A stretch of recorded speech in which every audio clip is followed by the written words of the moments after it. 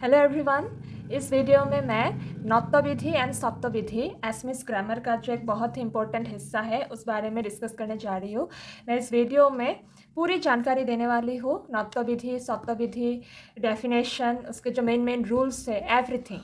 तो ये वीडियो बहुत ही खास है, बहुत इंपॉर्टेंट है और आपको ये वीडियो एंड तक देखना है क्योंकि मैं सब कुछ एक्सप्लेन करने के साथ साथ कुछ इंपॉर्टेंट टिप्स भी देने वाली हूँ, ओके, जो आपके राइटिंग में या फिर कोई भी एग्ज़ाम में आपको बहुत हेल्प करेगा। ठीक है, तो चलो फिर बिना देरी किए हम स्टार्ट कर देते हैं। तो मैंने अच्छे से सब कुछ लिख लिया है।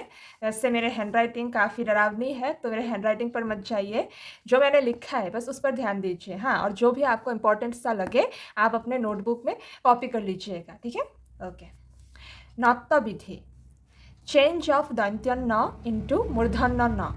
नौत्तविधि में हम क्या सीखते हैं कि दंत्य न मूर्धन्य कब बनता है, मतलब हम किसी शब्द में मूर्धन्य का इस्तेमाल कब करते हैं, क्या नियम है इसके लिए, इसी से रिलेटेड है ये कॉन्सेप्ट। यहाँ मैंने 2 डेफिनेशन लिखा है, आपको जो अच्छा लगे आप वो लिख लीजिएगा। ठीक है, जी विधि मते दंत्य न मूर्धन्य न लय रूपान्तरित है ताके नौत्तविधि बोले। और नेक्स्ट वाला दंत्य न मूर्धन्य न लय हलनी हुआ व्याकरणिक विधि के नौत्तविधि बोले। दोनों सेम है, हाँ, मीनिंग सेम है, बस लिखने का तरीका अलग है। तो आपको जो इजी सा लगे आप वो लिख लीजिएगा। ये जो मैंने डेफिनेशन दिया है उसका मीनिंग यही है कि जिस नियम अनुसार न दंत्य न मूर्धन्य न में रूपांतरित होते हैं उसी विधि को, उसी नियम को नौत्तविधि कहा जाता है। हाँ, व्याकरणिक मीन्स ग्रामेटिकल। हाँ, तलत नौत्तविधिर प्रधान नियम केटा दिया हल। यहाँ नीचे नौत्तविधि से रिलेटेड जितने भी इम्पोर्टेंट नियम है, रूल्स है, वो दिया गया है, लिखा गया है। मैंने भी लिखा है रि र मूर्धन्य ह এই তিনিটা বর্ণৰ পিছত থকা দন্ত্য ন मूर्धन्य न হয়। ध्यान रखिए, किन किन वर्ण के पीछे दंत्य न नहीं मूर्धन्य न लगता है। री या फिर री की कोई मात्रा, र या फिर मूर्धन्य ह, इन 3 वर्णों के पीछे मूर्धन्य न लगता है। उदाहरण, एग्जाम्पल, रीन, यहाँ री है इसलिए पीछे मूर्धन्य न है। त्रिन, यहाँ पर री की मात्रा है। नेक्स्ट कर्ण, यहाँ पर भी देखिए, यहाँ पर मूर्धन्य न है। क्यों? क्योंकि इसके ऊपर रेफ है जो कि र का ही एक दूसरा रूप है। हाँ, नेक्स्ट वर्ण, सिमिलरली उसी तरह से यहाँ पर भी मूर्धन्य न है। यहाँ पर क्या लिखा है? कृष्ण, री की मात्रा है। हाँ, और यहाँ पर मूर्धन्य ह है, लेकिन उसके साथ ये जो डिज़ाइन जैसा कुछ दिख रहा है, ये मूर्धन्य ह प्लस मूर्धन्य न मिलके ये बनता है। ओके, और ये लिखा है पुण्य इत्यादि और भी है। नेक्स्ट, पदत थका रि र मूर्धन्य ह और दंत्य নৰ মাজত স্বৰবৰ্ণ ক বৰ্গ প বৰ্গ বা ৱ হ আৰু অনুস্বাৰৰ কোনো বৰ্ণ ব্যৱধান থাকিলেও সেই দন্ত্য ন मूर्धन्य न হয়।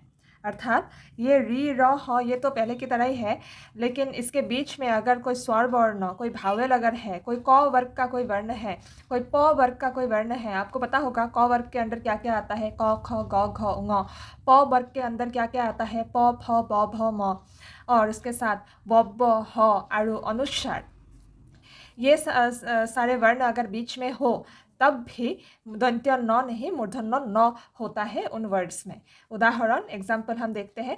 कृपण, यहाँ पर देखिए प है बीच में, न से पहले प है और इसके पीछे मूर्धन्य न लगा है। कारण, बीच में र है। पाखान, बीच में मूर्धन्य ह है।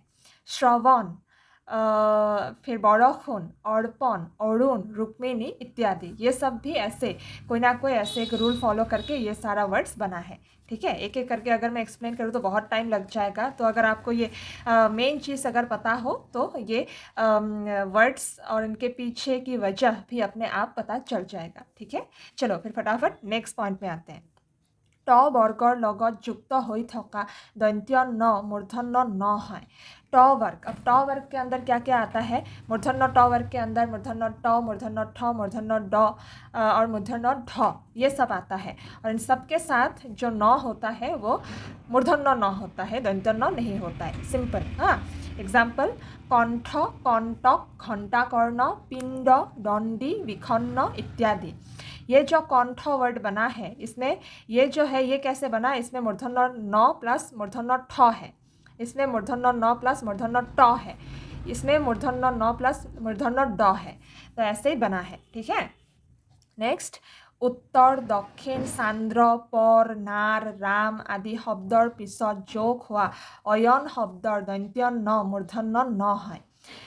कुछ खास तरह के शब्द हैं, हाँ, इस लैंग्वेज में कुछ खास तरह के शब्द जैसे उत्तर, दक्षिण, सांद्र, पर, नार, राम, ये कुछ शब्द है और इन सब शब्दों के पीछे अगर ये खास तरह से अगर अयन लगा हो तो वहाँ पर भी दंत्य न नहीं मूर्धन्य न लगता है। ठीक है। उदाहरण के साथ हम जानने की कोशिश करते हैं। उत्तरायण, ये वर्ड कैसे बना, उत्तर प्लस अयन मिलके बना है उत्तरायण और इसलिए इसमें मूर्धन्य न लगा है नियम के हिसाब से। दक्षिण प्लस अयन दक्षिणायन, पर प्लस अयन परायण, नार प्लस अयन नारायण, राम प्लस अयन रामायण इत्यादि। Very simple. অক্ষ শব্দৰ পিছত থকা উহিনী শব্দৰ দন্ত্য ন আৰু সূৰ্প শব্দৰ পিছত থকা নখ শব্দৰ দন্ত্য ন মূৰ্ধন্য ন হয়। कुछ और शब्द अक्ष और इसके पीछे अगर उहिनी जुड़ा हो तो दोनों मिलके क्या बनता है, अक्षोहिनी, और इसमें मूर्धन्य न लगता है। ठीक है। और एक शब्द हुर्प, उसके पीछे अगर नौख लगा हो तो बनता है हुर्प नौखा और यहाँ पर भी मूर्धन्य न लगता है। ठीक है। ये कुछ खास तरह के शब्द और एग्जाम में आते भी हैं, हाँ, तो ये अच्छे से नोट कर लीजिएगा। ठीक है। अब नेक्स्ट देखते हैं। हाँ, ये पूर्व, प्र, पर आरु अपर शब्दर परवर्ती अह्न शब्दर दंत्य न मूर्धन्य न है। अब कुछ और शब्द जैसे पूर्व, प्र, पर, अपर, ये सारे शब्द के पीछे अगर अह्न लगा हो तब वहाँ दंत्य न नहीं मूर्धन्य न लगता है। एक चीज़ यहाँ पर नोट कीजिए, ये वाला जो ह प्लस न है ये दंत्य न है, हाँ, लेकिन ये मूर्धन्य न अगर हो तो ये नीचे बैठता है। हाँ, कुछ लोग कंफ्यूज रहते हैं कि इसमें कौन सा न लगता है और अगर ह के नीचे न है तो वो कौन सा न है। तो अगर नीचे वाला न है तो वो मूर्धन्य न है, साथ वाला न है तो वो दंत्य न है। ठीक है। और इन सब के साथ अगर अह्न जुड़ा हो तो ये बनता है पूर्वाह्न, पराह्न, अपराह्न इत्यादि। ओके। और भी एग्जाम्पल्स हैं, हमने बस इतना ही लिया है। हाँ, एक दो एग्जाम्पल से काम चल जाता है। ओके। प्र, परा, परि, नीर, उपसर्गर परवर्ती नी, नम, नख, नु, नत आदि दंत्य न करादि धातुर दंत्य न मूर्धन्य न है। ऐसे कुछ और उपसर्ग, ये उपसर्ग एक अलग कॉन्सेप्ट है, इसके ऊपर हम बाद में डिस्कस करेंगे किसी और दिन किसी और वीडियो में। ओके। अभी बस ये आप समझ लो, ये इंग्लिश में प्रीफिक्स कहते हैं। हाँ, तो ये कुछ फिक्स चीज़ें हैं, कुछ शब्दों में रहता है प्र, परा, परि, नीर, और इनके साथ अगर नी, नम, नख, नूत ये सब अगर किसी तरीके से जुड़ा हुआ हो तो वहाँ पर दंत्य न नहीं मूर्धन्य न लगता है। ठीक है। एग्जाम्पल के साथ हम जानने की कोशिश करते हैं। निर्णय, निर्णय, प्रणाम, यहाँ पर ये निर्णय, निर के साथ जो न लगा है वो मूर्धन्य न है। प्र के साथ जो लगा है ये प्र प्लस न मिलके बना है प्रणाम, हाँ, यहाँ पर भी मूर्धन्य न है। पोड़ी के साथ पोड़ी नाम एक वर्ड है, इसमें भी मूर्धन्य न लगा है इत्यादि। ये नौख, नूत, नो ये सब भी है, लेकिन इसके लिए कुछ अलग तरीके से एग्जाम्पल नहीं दिया गया है। बस समझने के लिए इतना ही काफ़ी है और कुछ खास तरह के शब्द ढूंढने में टाइम भी लगता है, तो जो आसान सा लगा तो मैंने यहाँ पे डाल दिया। ठीक है। नेक्स्ट, स्वाभाविकते मूर्धन्य न हुआ शब्द, इसका मतलब यह है जो शुरुआत से ही मूर्धन्य न है, जिन शब्दों में कोई रूल वगैरह कुछ ऐसा फॉलो नहीं होता है। जैसे अभी तक हमने 7 रूल पढ़े हैं, ऐसे कुछ ऐसे शब्द हैं जिसमें ये सारे रूल फॉलो नहीं होते, वो पहले से ही ऐसे ही है। मतलब ये जो कुछ शब्द मैंने लिखा है, बौनिक, वाणिज्य, कौन, कौनी, बीना, अनु, अकन, गण, गुण, गौण, कौनिका, कौन, सिकुन, सानैक्य, निपुण, कल्याण, लवन इत्यादि और भी है। ऐसे कुछ शब्द है जिसमें ऑटोमेटिकली यहाँ पर मूर्धन्य न ही बैठेगा, यहाँ पर दंत्य न नहीं आता है और कोई रूल भी ऐसा कुछ है नहीं, ये ऐसे ही है। ओके। यहाँ पर मैं अब आपको इम्पॉर्टेंट बात कहना चाहती हूँ। लोग अक्सर कंफ्यूज हो जाते हैं कितना हम रूल के हिसाब से लिखेंगे। जब भी हम एसएमएस में राइटिंग करते हैं एग्ज़ाम के लिए तो ठीक है कि आपने ये क्या कहते हैं डेफिनेशन याद कर लिए, ये रूल्स याद कर लिया और एग्ज़ाम में अच्छे से सब कुछ लिख के नंबर ले आए। लेकिन लिखते समय कभी-कभार हम लोग कन्फ्यूज़ हो जाते हैं कि इस वाले वर्ड में मूर्धन्य न देना चाहिए क्या दंत न देना चाहिए। अब कभी-कभार रूल के हिसाब से भी काम नहीं करता, क्योंकि यहाँ पर एग्ज़ाम्पल में हम बस थोड़े ही लिमिटेड हमें एग्ज़ाम्पल मिला है, यू नो। और यहाँ पर स्वाभाविक होते जो अपने आप ही मूर्धन्य न होता है, तो उसमें भी बहुत सारे शब्द हैं। ये देखिए इत्यादि से ख़त्म हुआ है, मतलब और भी है। तो आप कैसे पता करेंगे कौन सा शब्द ऑटोमेटिकली मूर्धन्य न है और कौन सा नियम अनुसार मूर्धन्य न होता है। तो आप एक काम कीजिए, एग्ज़ाम के लिए तो ठीक है, ये इम्पॉर्टेंट है, लेकिन आप जब पढ़ेंगे तो ये इतना दिमाग में रख कर पढ़ने की ज़रूरत नहीं है। आप जब पढ़ेंगे तो एक एक वर्ड को अच्छे से देख के ऐसे पढ़िएगा जैसे कि आपके दिमाग में छप गया हो। ओके, लिख लिख के जो भी आपको कन्फ्यूजिंग वर्ड्स लगे, आपको याद ना रहे, तो उसको लिख लिख के अच्छे से प्रैक्टिस करते करते हो जाएगा। कि कोई अगर बोले कि ये शब्द, तो आपको अपने आप ही पता होना चाहिए कि इसमें मूर्धन्य न ही होगा। लेकिन उसके लिए आपको ये नियम वगैरह ये करने की, फॉलो करने की कोई ज़रूरत नहीं है, वरना दिमाग फट जाएगा। बहुत कन्फ्यूजिंग है। हाँ, इसके ऊपर आप अगर डीप रिसर्च करेंगे तब जाके आपको सब कुछ अच्छे से पता होगा। ठीक है, तो इतना टाइम तो आज के डेट में किसी के पास है नहीं। तो जब भी आप कुछ भी पढ़े, अच्छे से पढ़िए ताकि हमेशा के लिए याद रहे। ओके, हाँ, रूल्स अपनी जगह ठीक है, लेकिन राइटिंग में आपकी कोई गलती ना हो, स्पेलिंग मिस्टेक ना हो, उसके लिए आप सिर्फ ओनली इन रूल्स के ऊपर डिपेंड नहीं रह सकते। ओके, इसके लिए आपको और मेहनत करनी पड़ेगी। ठीक है, उम्मीद है कि आपको मेरी बात समझ आ गई होगी। चलिए फिर फटाफट नीचे क्या लिखा है वो भी पढ़ लेते हैं। यहाँ पर याद रखने वाली चीज़ ये है कि कहाँ मूर्धन्य न इस्तेमाल नहीं होता है, दंत्य न ही रहता है। नंबर 1, दंत्य त, दंत्य थ, दंत्य द, दंत्य धर क्षेत्रत थका परवर्ती दंत्य न रूपते थाके, परवर्ती न दंत्य रूपते थाके। ये सारे जो वर्ण है त, थ, द, ध, इनके पीछे जो न लगता है वो दंत्य न ही रहता है, मूर्धन्य न नहीं होता है। एग्जाम्पल, दंत्य, ग्रंथ, रंधन, बंदी, संदन, बंध, अंध इत्यादि। ऐसे कुछ शब्द है, देखिए इन सब में दंत्य न इस्तेमाल हुआ है, मूर्धन्य न नहीं। ओके, नेक्स्ट, विदेशी शब्दर क्षेत्रत थका दंत्य न मूर्धन्य न নহয়। कुछ विदेशी शब्द है जिसमें दंत्य न ही इस्तेमाल होता है, मूर्धन्य न नहीं होता है। जैसे कुरान, जर्मन, लंदन, यूरेनस इत्यादि। जैसे ये देखिए कुरान, जर्मन, ये सारे विदेशी शब्द हैं और इनमें मूर्धन्य न नहीं, दंत्य न ही लगता है। भले ही यहाँ पर देखिए र है, यहाँ पर न प्लस ड है, देखिए, लेकिन इसमें फिर भी यहाँ पर दंत्य न ही इस्तेमाल हुआ है। ठीक है, इसलिए अभी अभी मैंने जो आपको एक टिप्स दी है ना, वो ध्यान में रखिएगा, वरना कंफ्यूज हो जाएंगे। हाँ, क्योंकि इतने सारे शब्द हैं कि कहाँ पे क्या आता है, लोग नियम के हिसाब से चल ही नहीं पाएंगे। हाँ, अगर आप खुद से एफर्ट नहीं डालेंगे तो। ৰৰ পিছত থাকিলেও ব্যক্তিবাচক বিশেষ্য শব্দ ধৰেণ, নৰেণ, বীৰেণ, ধীৰেণ, সুৰেণ आदि शब्दर दंत्य न मूर्धन्य न নহয়। कुछ अगर इंसानों के अगर नाम हो, यहाँ पर देखिए ये सारे हरेन, नौरेन, ये लोगों के नाम है और इन सब में र है, लेकिन फिर भी इसके पीछे जो न है वो मूर्धन्य न नहीं, दंत्य न ही होगा। ओके, तो ये एक बात है। और विदेशी शब्दर स्त्रीलिंग रूपर दंत्य न मूर्धन्य न নহয়। अब विदेशी शब्द के जो स्त्रीलिंग है, जो फेमिनिन जेंडर में जो शब्द आते हैं, जो विदेशी भी है और फेमिनिन भी है, उसमें भी दंत्य न होता है, मूर्धन्य न नहीं होता है। जैसे डाक्टरनी, मास्टरनी, ये जो डॉक्टर शब्द है, मास्टर शब्द है, ये विदेशी शब्द है और उनका जो फीमेल वर्जन है वो ये है डाक्टरनी, मास्टरनी, और इसमें दंत्य न इस्तेमाल होता है। ठीक है, फिर ৰি বা ৰ থাকিলেও খাস অসমীয়া শব্দ অথবা স্ত্ৰী প্ৰত্যয় অনি, আনি आदि दंत्य न मूर्धन्य न নহয়। रि र अगर हो भी, लेकिन फिर भी कुछ ऐसे कुछ खास तरह के एसएमएस वर्ड है जिसमें और कुछ स्त्री प्रत्यय से जुड़ा कुछ शब्द है जिसमें दंत्य न ही बैठता है, मूर्धन्य न नहीं होता है। हम एग्जाम्पल के साथ जानने की कोशिश करते हैं। ये देखिए, खास अहोमिया शब्द कुछ ऐसे होते हैं, गैरेकनी, ठेरेकनी, एक और है, रोइना भी है, मैंने बस ये 2 ही लिखा है। तो ऐसे कुछ खास एसएमएस वर्ड्स हैं जिसमें दंत्य न बैठता है।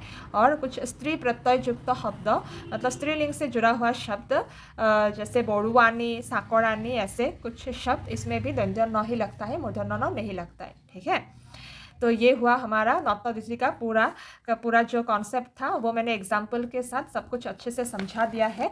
अब हम सप्त विधि के बारे में पढ़ेंगे। ओके, इसके बारे में भी मैंने अच्छे से लिख रखा है। तो शुरू करते हैं। सप्त विधि, कुछ लोग हत्त विधि भी बोलते हैं, तो इसके बारे में हम अब पढ़ेंगे। सप्त विधि, चेंज ऑफ दंत्य ह इनटू मूर्धन्य ह। डेफिनेशन, जी विधि मते दंत्य ह मूर्धन्य ह लय रूपांतरित है ताके हत्त विधि बोले, सप्त विधि बोले, आप जो बोले। मैं सप्त विधि बोलती हूँ एक्चुअली, बचपन से यही आदत है मेरी। और एक और डेफिनेशन दिया है, मीनिंग सेम ही है, बस मैंने दो तरीके से लिखा है। एक्चुअली मेरे पास दो बुक है और दो में दो अलग तरीके से लिखा है ना, तो आपको जो आसान लगे, अच्छा लगे, आप वो नोट डाउन कर सकते हैं। ओके, दंत्य ह मूर्धन्य ह लय हलनी हुआ व्याकरणिक विधि के हत्त विधि बोले। दंत्य ह मूर्धन्य ह लय हलनी हुआ व्याकरणिक विधि के हत्त विधि बोले। मीनिंग सेम है, मतलब जिस नियम के हिसाब से दंत्य ह मूर्धन्य ह में रूपांतरित होते हैं उसी को हत्त विधि बोला जाता है। ठीक है, हम फटाफट से इसके जो मेन रूल्स है वो पढ़ लेते हैं। तलत सप्त विधिर प्रधान नियम केटा दिया है, नीचे सप्त विधि के जो मेन नियम है वो दिया गया है। ये है, अ आ भिन्न आन स्वरवर्ण क बा ৰৰ परवर्ती प्रत्ययर दंत्य ह मूर्धन्य ह है। आ के अलावा अगर कोई दूसरा स्वर वर्ण, अगर कोई दूसरा भावेल है, क या फिर र के पीछे दंत्य ह मूर्धन्य ह बनता है। हाँ, अगर आ के अलावा अगर कोई दूसरा स्वर वर्ण है या फिर क या फिर र है, उसके पीछे जो ह है वो दंत्य ह नहीं मूर्धन्य ह बैठता है। हाँ, ये बात है। उदाहरण, भविष्यत, कृष्ण, शुश्रूषा, परिष्कार, ऋषि, ईर्षा, विषय, श्री शरणेखु इत्यादि। यहाँ पर कुछ मैंने एग्जाम्पल दिए हैं। भविष्यत, इसमें देखिए क या फिर र आपको नहीं दिख रहा होगा, लेकिन यहाँ पर एक है, ये ई की मात्रा दिख रहा है ना, छोटी ई की मात्रा, ह्रस्व ईकार, तो ये एक भावेल आ गया इसमें, तो इसलिए यहाँ पर मूर्धन्य ह लगा है। नेक्स्ट, कृष्ण, इसमें भी देखिए ये रीकार है और ये एक रीकार भावेल से जुड़ा है, भावेल है। शुश्रूषा, परिष्कार, यहाँ पर क्या र है, इसमें र की मात्रा है, इसमें फिर यहाँ पर री, ये एक भावेल है, ये भी एक ई, ये भावेल है। ये ऐसे एग्जाम्पल्स है, तो मुझे उम्मीद है कि आप अपने आप समझ जाएंगे। फटाफट से नेक्स्ट पॉइंट पे आते हैं। ट वर्ग युक्त हो थका दंत्य ह मूर्धन्य ह है। ट वर्ग में मैंने पहले ही बताया है कि क्या क्या आता है, ट ठ ड ढ न, मूर्धन्य ट, मूर्धन्य ठ, मूर्धन्य ड, मूर्धन्य ढ, और इन सब के पीछे जो ह लगता है वो मूर्धन्य ह होता है। ठीक है, उदाहरण, दुष्ट, कष्ट, स्पष्ट, ओष्ठ इत्यादि, और इसमें ये जो दिख रहा है आपको, ये सब मूर्धन्य ह है। ठीक है, फिर री बा री काৰৰ पिছত सदाय मूर्धन्य हर प्रयोग है। ये हमने अभी अभी इधर भी पढ़ा है। ये ऋषि, ये कृष्ण, यहाँ पर री है, इसमें री की मात्रा इधर भी सेपरेटली लिखा गया इस पॉइंट को। ऋषि, कृष्ण, त्रिखा, वृक्ष इत्यादि, कहीं पे री है तो कहीं पे री की मात्रा है। हु और बी उपसर्गर पिছত थका हम शब्दर ह मूर्धन्य ह है। कुछ ऐसे भी शब्द है जो हु और बी से स्टार्ट होता है। हाँ, और उसके पीछे अगर हम जैसा कुछ हो तो वो दंत्य ह नहीं मूर्धन्य ह होता है। ठीक है, उदाहरण के साथ हम जानने की कोशिश करते हैं। हुखम, बीखम, ये जो हुखम शब्द बना है ये कैसे बना है, हु प्लस हम मिलके ये हुखम बना है, बी प्लस हम मिलके बीखम बना है। ओके, तो ये काफ़ी खास है, एग्जाम में बहुत बार पूछा जाता है ये। तो ये नोट डाउन कर लीजिएगा अच्छे से। प्रत्यय जोग हो थका हबिष, साक्षुक शब्दर दंत्य ह मूर्धन्य ह है। कुछ और भी खास तरह के शब्द है जैसे हबिष, साक्षुक, और इन सब के साथ जो ह बैठता है वो एक्चुअली मूर्धन्य ह है। ये जो आप देख रहे हैं ये एक्चुअली संस्कृत शब्द है, इसलिए इसके नीचे हलंत भी है। हाँ, और ये अगर एसएमएस में लाया जाए तो इसमें कुछ और ऐड हो जाता है, मैंने वो फार्मूला नहीं लिखा है, और वो ऐड होने के बाद ये हबिष्य, साक्षुक ये बन जाता है और इसमें मूर्धन्य ह आ जाता है। ठीक है, फिर भूमि, गो, अंगु शब्दर पिছত थकाস্থা धातुर दंत्य ह मूर्धन्य ह है। कुछ और खास तरह के शब्द आप देखिए, भूमि, ग, अंगु, ऐसे शब्द के पीछे अगर स्था धातु है, ये स्था अगर जुड़ा हुआ हो तो ये जो धातु, ये प्रत्यय, ये अलग अलग कॉन्सेप्ट है। हाँ, इतना भी मुश्किल नहीं है, लेकिन मैं इसके बारे में बाद में डिस्कस करूँगी। ओके, अभी बस अब इतना ही जान लीजिए कि ऐसे जो शब्द है इनके पीछे अगर स्था लगा हुआ है तो उसमें दंत्य ह नहीं मूर्धन्य ह होता है। ठीक है, उदाहरण, भूमिष्ठ, भूमि प्लस था मिलके बना है भूमिष्ठ, गोष्ठी, अंगुष्ठ इत्यादि। हाँ, नेक्स्ट, ह्रस्व ই আৰু ह्रस्व উ কাৰান্ত উপসৰ্গৰ পৰৱৰ্তী ধাতু স্থা হি হি লছ আদিৰ দন্ত্য হ মূৰ্ধন্য হ হয়। ई और ऊ कारांत मतलब ई कार और ऊ कार ये दोनों के साथ अगर ये स्था ही थी स्लॉस ये सब अगर कुछ शब्द जुड़ा हो तो उसमें भी दंत्य ह नहीं मूर्धन्य ह लगता है। ओके, नोट डाउन कीजिएगा। और यहाँ पे एग्जाम्पल के साथ हम जानने की कोशिश करते हैं। उदाहरण प्रतिष्ठा, प्रतिष्ठान, अभिषेक, अभिलाख, निषेध, अनुष्ठान, विखात इत्यादि। इन सब में कहीं पे ई की मात्रा है तो कहीं पे ऊ की मात्रा है, ह्रस्व की मात्रा, ह्रस्व की मात्रा, तो ऐसे कुछ शब्द है और इसमें ये मूर्धन्य ह लगता है। ठीक है, दंत्य ह नहीं लगता है। और स्वाभाविकते मूर्धन्य ह हुआ शब्द, स्वाभाविकते मतलब ये शुरुआत से अपने आप ही ये मूर्धन्य ह ही होता है। कुछ ऐसे शब्द हैं इन शब्दों में। एग्जाम्पल हेक, डोख, विखेक, विखेखन, हर्ष, बर्षा, ग्रीष्म, उष्म, शोखन, पुरुष, पुष्प, भाषा, कृषक, औषध, भूषण इत्यादि और भी है। तो कुछ ऐसे शब्द भी है जिसमें ऑटोमेटिकली जिसमें शुरुआत से ही मूर्धन्य ह ही लगता है, कुछ और नहीं लगता है, मतलब दंत्य ह नहीं लगता है। ठीक है, मनत राखिबलगिया कुछ ऐसी बातें जो हमें ध्यान में रखनी चाहिए। जैसे अकाৰৰ পিছত থকা दंत्य ह मूर्धन्य ह নহয়।